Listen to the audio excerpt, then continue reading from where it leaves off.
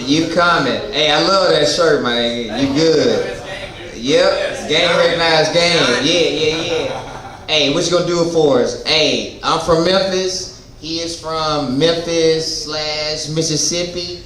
Hey, we homies right now. You know what I mean? Yeah. Hey, sure. Do your thing, big dog. I appreciate it. Come here, give me one of these, man. Yeah. Get in there, Calvin. Get in there, Calvin. Make it real. Make it real.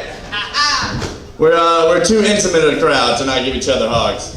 I was just in Memphis last night, and the crazy thing is I grew up in Starkville, Mississippi, but I grew up driving to Memphis to play soccer, so I'm very familiar. Anybody here go to Memphis at all? Familiar with it at all? I know it's West Coast, so it's really tough. Calvin, you the only one? I'm the only one. So I hail from Memphis. That's it.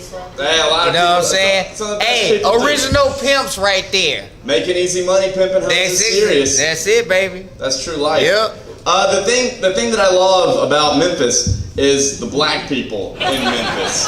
They are absolutely my favorite people on earth. Maybe next to St. Louis. St. Louis people have a lot of fun, but they'll throw a bottle at you from a car. But Memphis people, I absolutely adore the black community in Memphis because they'll go out of their way to get you fucked up. I got stuck in, I didn't get stuck, but I just kept getting delayed. My airplane, I couldn't get out of Memphis.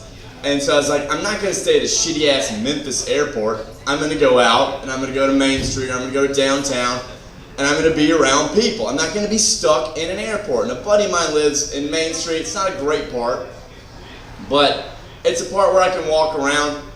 There's not much to me. If you want to rob me, the main thing you're going to take from me is time. You're not going to get much money from me. I spend it all on clothes and drugs. I ain't got this. Yeah, right? So, it's like, all right, I'll go out and walk around, and I'll see if I can find a bar, see what's popping on a Sunday night after Thanksgiving. And it's basically dead. I mean, there's a couple of places around, but I go to this place, Ernestine and Hazel's, on the corner of Main and maybe Fringe or something like that. I forget. But I walk in, and I don't know much about it. It's just a closed bar. They have live jazz going on Sunday nights. I'm like, okay, cool. Nothing like a little Memphis blues. That's one thing I really miss, is the brass bands, actual live music, people playing it, dancing, things like that. And I walk in this bar, and the first thing I do is I walk in the bar. And first time you walk in any new bar, you always have to case the joint, see who's there, see what's going on, find the bathroom, find the exits, and find where you can smoke weed or do coke. That's what you do in a bar. That's what you do in a bar. I'm trying to get tight, okay? I'm trying to get tight. And so I get in, and I'm walking past, and I just see it's this small bar. There's a three-piece jazz band right here close to the window. There's a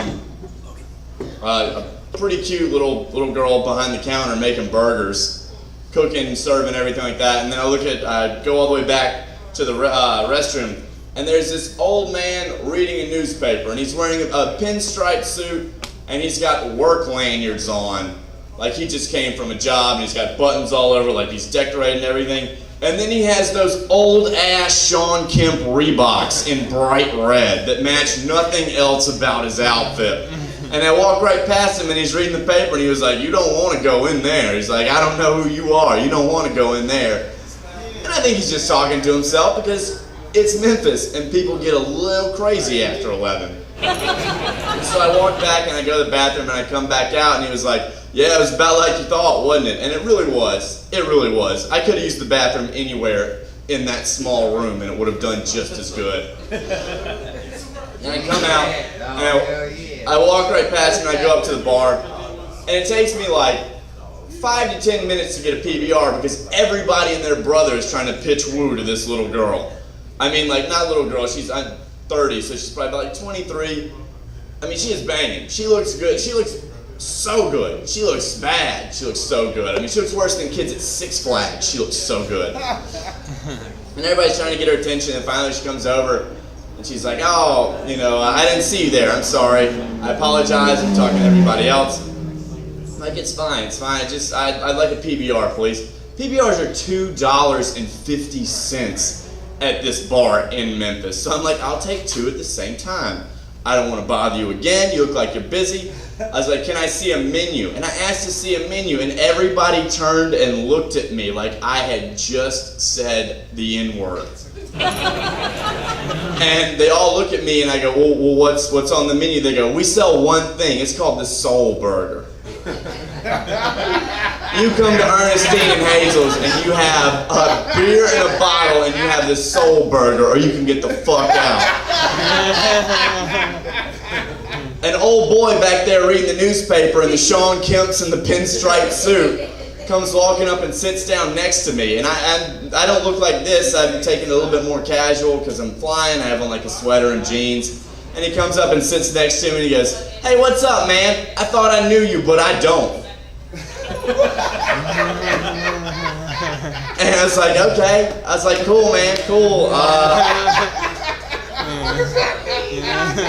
All right, and I start to drink a PBR, and I don't know what's happening here. He's like, you ever been to Memphis before? And I was like, yeah, I grew up playing soccer here. I'm kind of familiar. This is a newer part of town for me, so came to check it out. This place comes pretty highly recommended. He goes, oh yeah, this is one of the best bars in town, you know. And he keeps talking my ear off, and the more he keeps talking my ear off, the more and more I can just like smell him.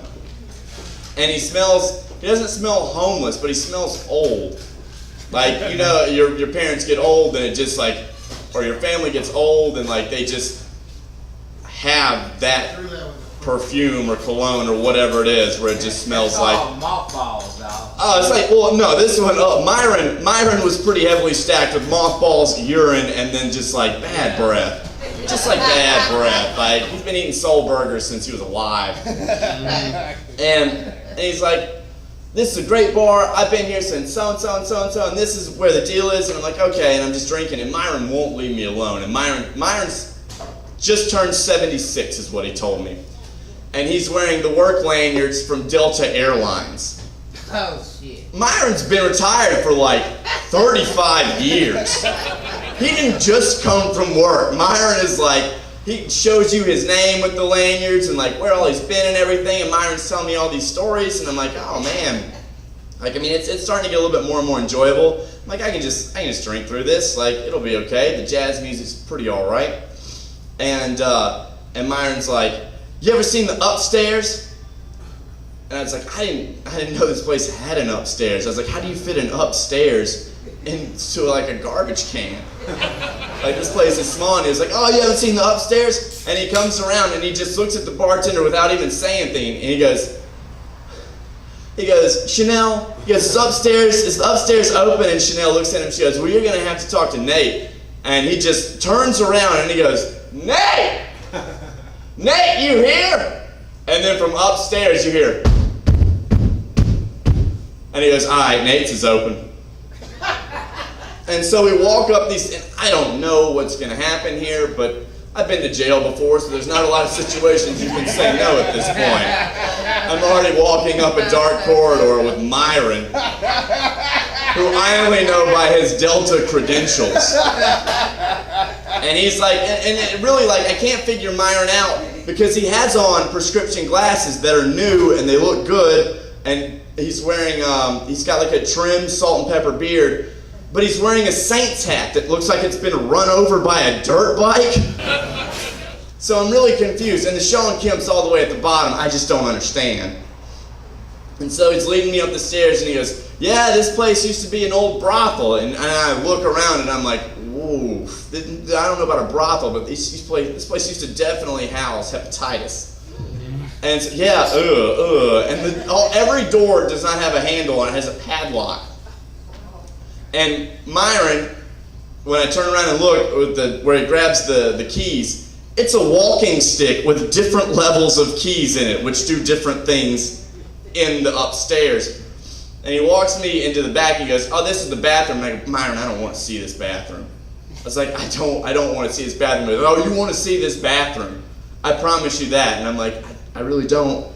And he keeps trying to see if it's open, and it's not open because somebody put the little hinge on the latch, so it's occupied, but the deadlock's not locked. So Myron just kicks it open. 75-year-old man, pinstripe suit, Sean Kemp Reeboks on, kicks his bathroom open, and somebody just is like in there taking a shower.